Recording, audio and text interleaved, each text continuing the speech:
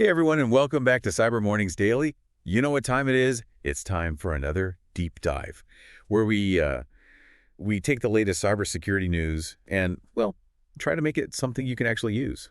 Make it practical. Actionable insights. Exactly. And today's a good one, folks, because we've got some wild stories to unpack. We're talking about a vulnerability in Webex. Webex? They could have let hackers snoop on your meetings. Then we've got this ransomware scam, but wait for it, it's happening through snail mail, like actual letters. It's kind of a throwback. Right, like what is this, 1950s? And then, to round things off, we've got this botnet called 1111 bot that's been causing havoc with some serious DDoS attacks. Oh yeah, this one's a big one. Definitely making some waves. Okay, so let's start with this whole Webex thing. Because a lot of us use Webex, so this one hits close to home for sure. Apparently there was a flaw in Webex for BroadWorks that could let attackers steal your login info, your credentials. Yeah, this was a real concern.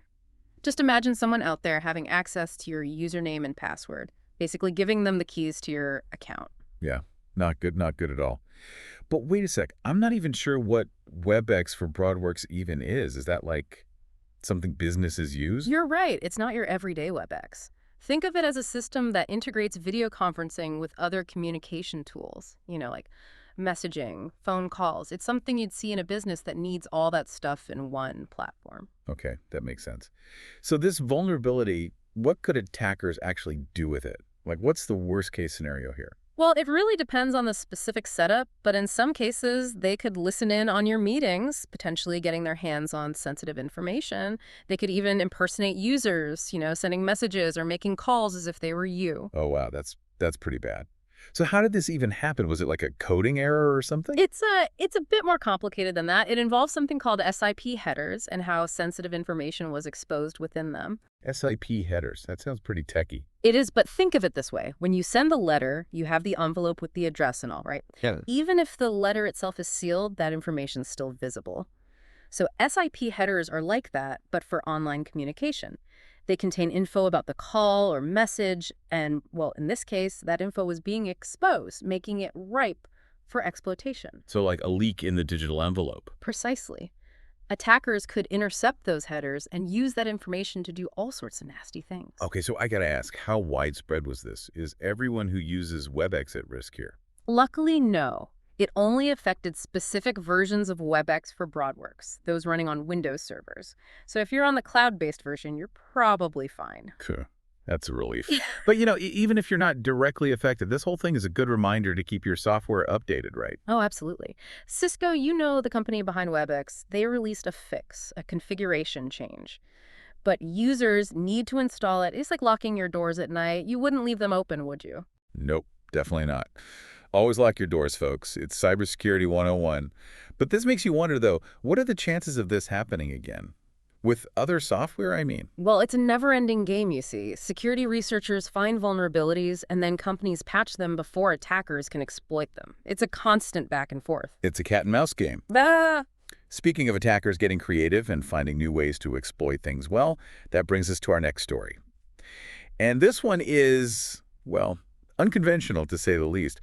We're talking about a ransomware scam that's decided to go retro, using snail mail. Yeah, you heard right. Physical letters sent through the good old postal service. It's crazy. Why even bother, right? Yeah. When you could just send out thousands of emails in seconds. Well, they're going after CEOs with this one and using corporate addresses, so the letters look official, all about creating that sense of legitimacy and urgency. So picture this. You're a CEO, you open your mail, and bam, you get this letter. What does it say? It's a ransom note, plain and simple, demanding a hefty sum in Bitcoin, somewhere between $250,000 and $500,000.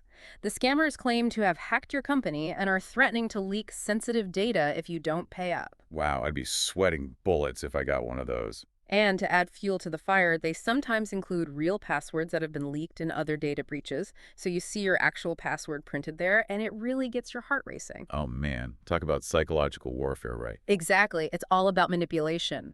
Because here's the kicker. There's actually no evidence of any real breaches in these cases. It's all a big bluff. So they're banking on the CEO just panicking and paying without double-checking anything. You got it. They're playing on fear, the fear of a potential data breach and the damage it could do to the company's reputation. That's pretty sneaky, I gotta admit. But I guess it makes sense in a way. CEOs are busy people. They might not have time to investigate every little thing. And with all the data breaches we hear about these days, it's easy to see how someone could fall for this. And that's exactly why we need to talk about these scams. Spread the word. Knowledge is power. The more people know about this, the less likely they are to be fooled. Absolutely. So if you're a CEO or you know a CDO, tell them about this. Don't let these scammers get away with it. Okay, now let's switch gears a bit and talk about a threat that's a little more, shall we say, technical. We're talking about a new botnet called 1111 bot, and it's making quite a name for itself with some massive DDoS attacks. All right, botnets, DDoS attacks. I'm going to need some help with this one. What are we dealing with here? Imagine a huge army of computers, but they're all zombies, under the control of one attacker. That's a scary thought. That's a botnet in a nutshell, a network of compromised devices, computers, servers, even your smart devices at home. They're all infected with malware, so someone can control them remotely. Okay, so what are these infected devices doing? All sorts of bad stuff, but with 1111 bot, it's mainly DDoS attacks. That stands for distributed denial of service, and it's basically a way to overload a website or an online service with so much traffic that it just crashes. Like a digital traffic jam. But instead of cars, it's data packets. Right on. And because the traffic is coming from so many different places, it's incredibly hard to defend against. It's like trying to fight off a swarm of bees. They just keep coming.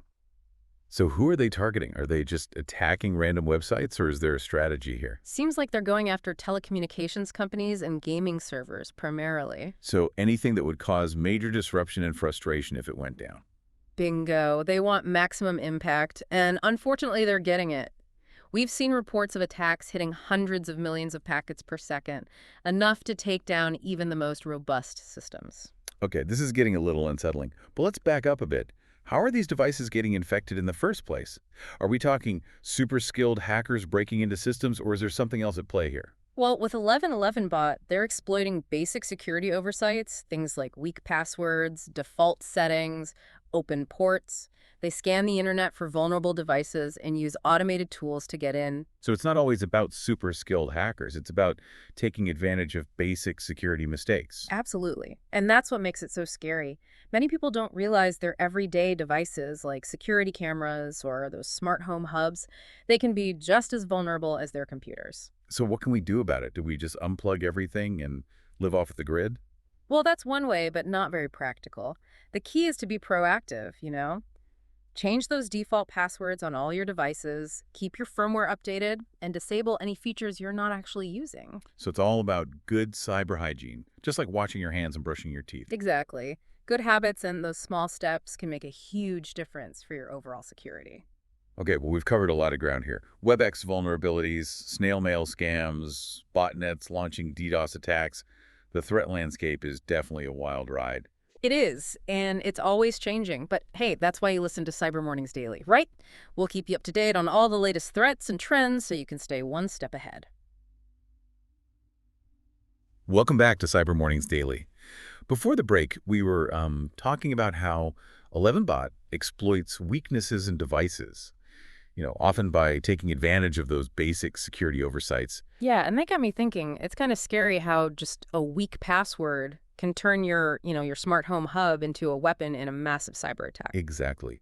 And that's why understanding the scale of this thing, this botnet, is so important. We're talking over 86,000 infected devices, all working together to launch these really disruptive DDoS attacks. 86,000, that's a huge number. I know we've touched on DDoS attacks before, but maybe we can revisit that for a sec. What are the real-world consequences here, besides, frustration, of course? Well, imagine a business that relies heavily on its online presence, like an e-commerce site or a financial institution. A DDoS attack could shut down their entire website, preventing customers from accessing their services. That means lost revenue, damage to their reputation, and maybe even legal problems down the line. So it's not just a minor inconvenience. It can have a serious impact. Right, absolutely. And it's not just businesses either. Think about critical infrastructure, like hospitals or power grids. If those systems were disrupted by a DDoS attack, the consequences could be, well, catastrophic. Yeah, that's a chilling thought. It really shows the potential for chaos and disruption on a large scale. It does. And with the growing number of connected devices, the threat from botnets like 1111 bot is only going to increase. So what can we even do about it? Is it even possible to fight back against something this massive and distributed? It's a challenge for sure, but not impossible. There are a few strategies. One is to focus on strengthening the security of individual devices. Encourage manufacturers to prioritize security in their design process, and educate users about the importance of strong passwords, regular updates, secure configurations. So building a stronger defense from the ground up. Precisely. But it's not just about prevention. We need to improve detection and response as well. That means using sophisticated tools to identify and analyze attacks as they're happening and develop strategies to lessen their impact. So a two-pronged approach. Prevent the attacks, but also be prepared if they do happen. You got it.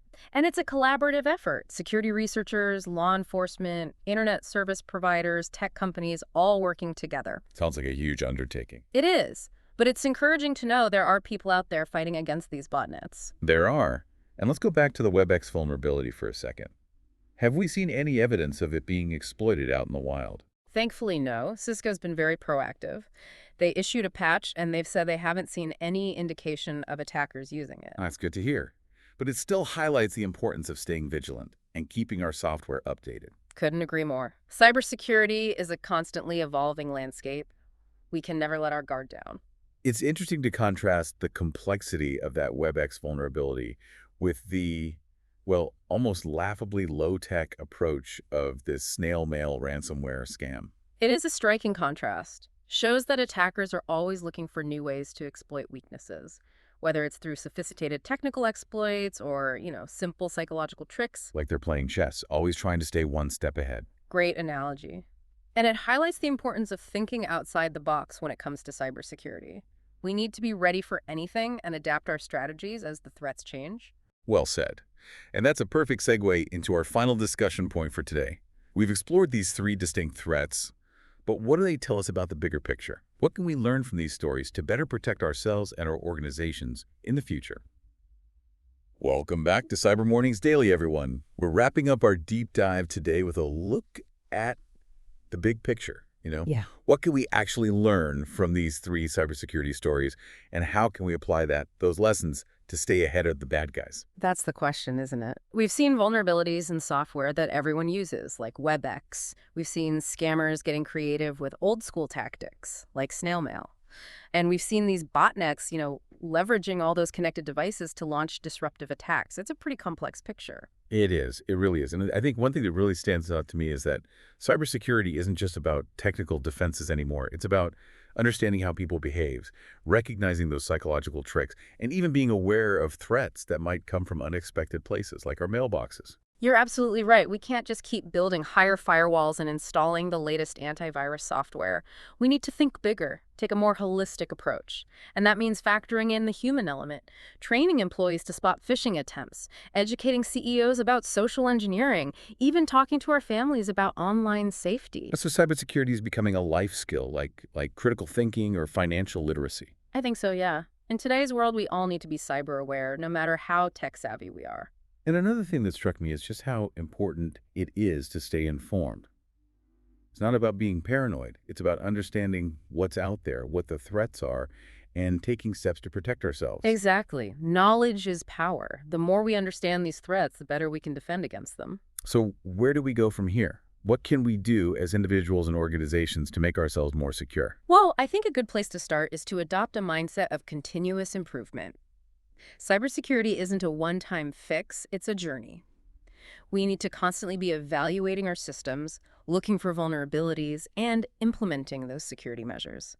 This goes for everyone, by the way, individuals and big companies alike. So it's not about reaching some kind of endpoint where we're 100% secure. It's about always trying to improve. Right. And that means staying up to date on the latest threats, learning those best practices, and being flexible enough to adapt our strategies as needed. It sounds like a lot of work, honestly. It can be, sure, but it's absolutely crucial. The stakes are just too high to ignore cybersecurity.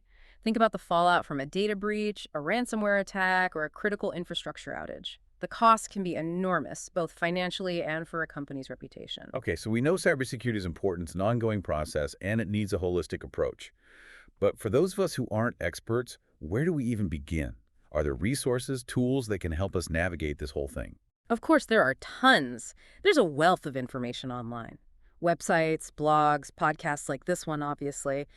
And there are many organizations, government and private, that offer guidance and support on cybersecurity best practices. A quick Google search can go a long way. So do your research, stay informed, and don't be afraid to ask for help if you need it. Exactly. Cybersecurity can seem intimidating, but there are plenty of experts out there happy to share their knowledge and help keep you safe. Great advice. So as we wrap up this deep dive, what's the one thing you want our listeners to remember?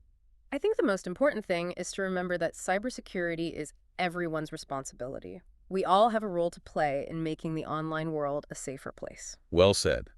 And on that note, we're going to sign off for today. Thanks for joining us for another deep dive into the world of cybersecurity. Stay informed, stay vigilant, and stay safe out there, everyone. See you next time.